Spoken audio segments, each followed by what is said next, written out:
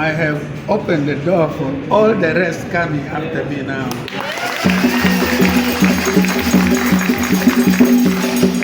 Thank you very much, the people of Kenya, for welcoming us for the AMECEA 21st.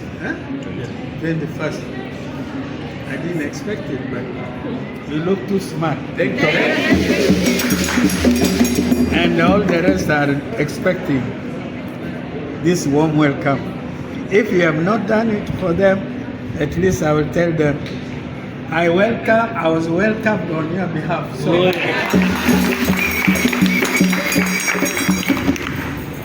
may God continue to bless you, bless Kenya. Amen. Starting with the top leadership, the president, the ministers, those of the law givers, or the lawmakers, the parliament, and all this, up to the grassroots with the smallest. All God should bless all of you. Amen. Thank you very much. Thank you. Thank you, Grace. Yes, I want to thank the organizers of all this. I wish I had I don't know, special gift to get all your names and your faces. Those people. We will share the photo. Thank you very much. Thank you. Otherwise, we ask the Lord now to bless you.